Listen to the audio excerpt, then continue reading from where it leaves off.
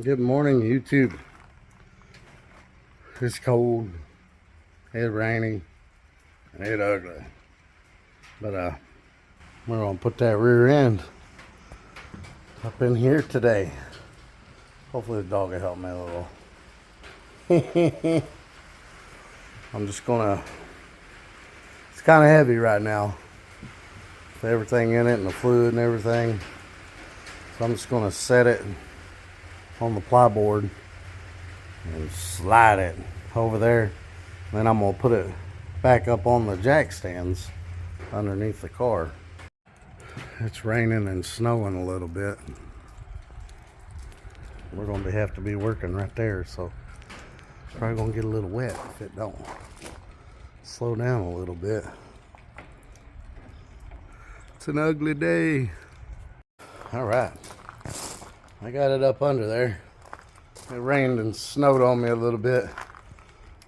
You can see where it's like 36 degrees outside. It's cold. But now I can just slide it around with the jack stands. The jack stands will slide on that board. Get it all straightened up. I'm going to either attempt to put the torque arm on first or the lower control arms. Well, that went in way easier than expected. I put the lower control arms on first on both sides. I just rotated the rear end on the jack stands. Used that rubber hammer and that screwdriver to line my holes up. Got that all in there.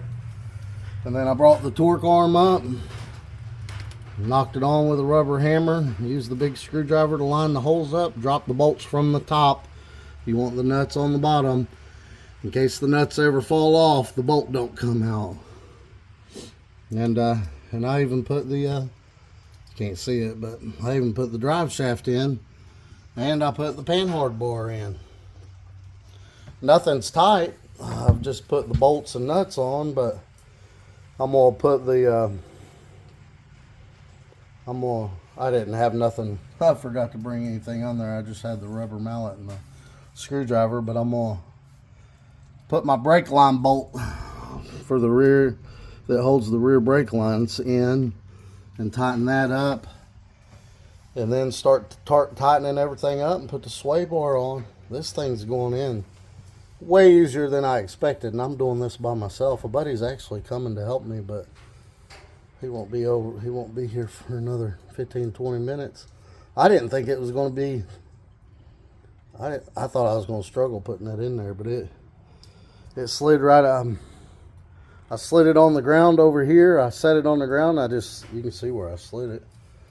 I slid it up underneath the car, and then I put the jack stands under there, and I lifted up one end, put it on the jack stands, and went over there, lifted the other end, put it on the jack stands, and then I just moved it around with the jack stands until I got it where I wanted it.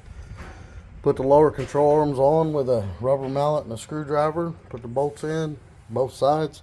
Did the torque arm the same way, and then put the drive shaft up in there. That's where we're at.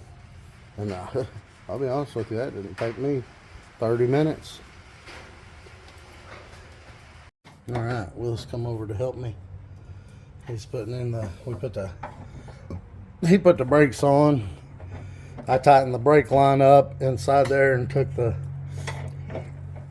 needle nose that was crimping the rubber line. I tightened up the drive shaft, tightened up the torque arm, and then he tightened up the lower control arm brackets. He put the brakes on, and then we're just putting the anti-roll bar in now. All right, me and Willis are using this welding wire.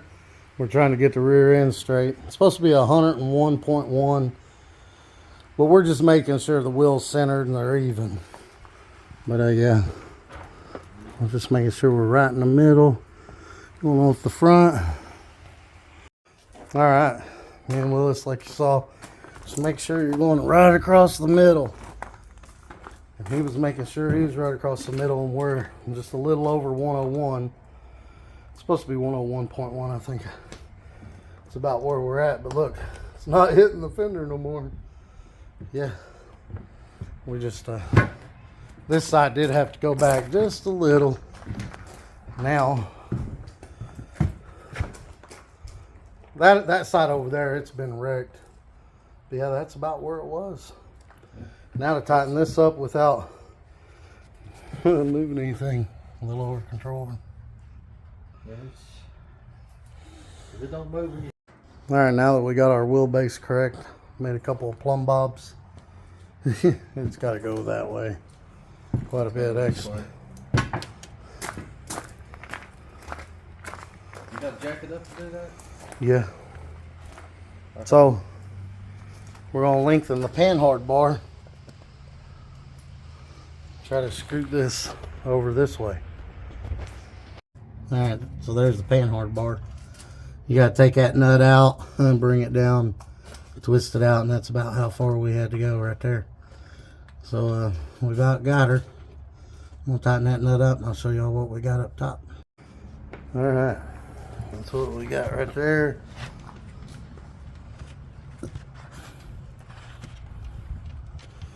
Kind of hard to see. But yeah, it's about just a little bit. I'll go over here and look. Oh, sorry, Brandon.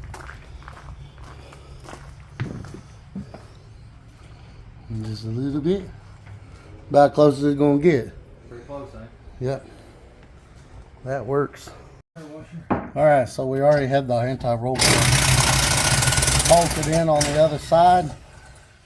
And then we put jack stands under the car at about ride height, so there's pressure on the rear end. And I sat in the car and Willis put this in neutral. So when sitting in the car, the anti-roll bar is at a neutral setting. Now we're gonna breathe the brakes, and then I'm gonna put the car all the way up in the air and do the pinion angle last. All right, we're on jack stands, but we're about at ride height on the jack stands, and we're about 4 degrees on the transmission pan.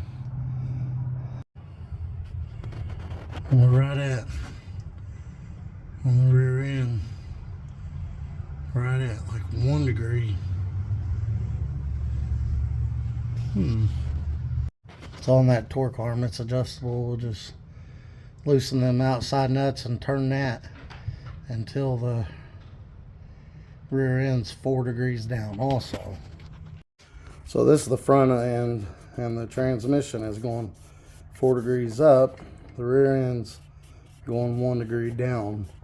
From what I understand, you want these to be even, so it kind of, the rear U joint and the front U joint kind of negate the vibration out and work in perfect harmony. So we want these to look parallel. So this needs to come down 3 degrees, which would just be breaking the that lower torque arm adjustment and screwing it out, which will push and pivot the rear end this way, and we'll go till it's 4 degrees and we'll call that good. It's only about 3 degrees off, which probably wouldn't cause an issue, but from my understanding, that's the way you're supposed to do that. I'm not 100% sure. If I'm wrong, you guys please correct me, but that's the way we're going to do it. And when we move that, it's probably going to move the rear end forward or backwards, but it's going to move it evenly, so that's not going to matter. We've already got both sides even, and the side by side, that ain't going to move. So yeah, we'll do that. Then we'll call it good. But you know, thinking about this, let's turn the light out. I don't think it matters.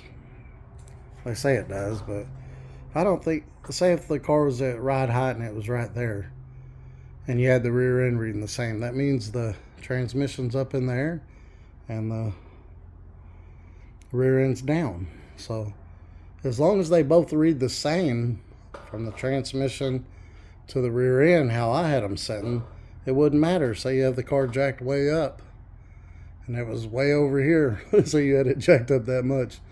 As long as it reads 40 on the transmission and 40 on the rear end, it would be a parallel line like I was saying before, and it's still good. So yeah, at ride height, say it's at 5, the rear end's at 5, you're good. You know, Got it jacked way up. Oh, way up. Transmission's at 40. You know, the front of the car 40. Transmission's at 40 and put it on the rear end. It reads 40. That's going to be your parallel line no matter what. So yeah, I'm gonna jack it up so I can get under. I can't get under there. I'm just gonna jack the rear end up till I can get under there. Put this on the transmission and then put it on the rear end. Make it read the same as the transmission, and that'll give me my parallel axis. I mean, the yoke for the transmission's going this way, the rear end's going this way, and the drive shaft to go like that. And as long as they're both on the same angle, at the U-joint up by the transmission, the U-joint down by the rear end, it should cancel out. And that's from what I understand, that's the way you're supposed to do it.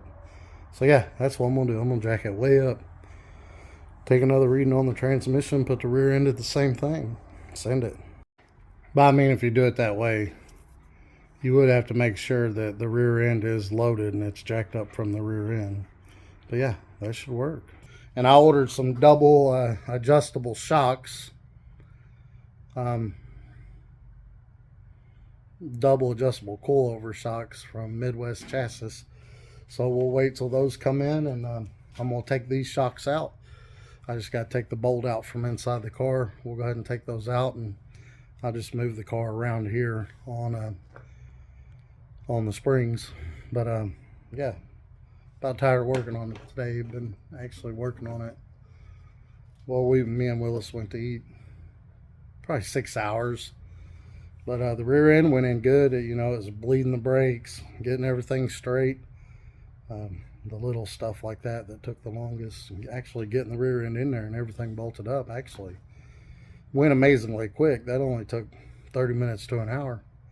The rest of the time we were adjusting lower control arms back and forth to get the wheelbase measurement correctly, and then getting the panhard bar correct for the side-by-side was really hard because I could only get one arm in there, and Willis was having to push on the body of the car while I lined that bolt up, and we had to take that in and out 3 or 4 times. So that was a pain in the butt. And then bleeding the brakes, that was a pain in the butt.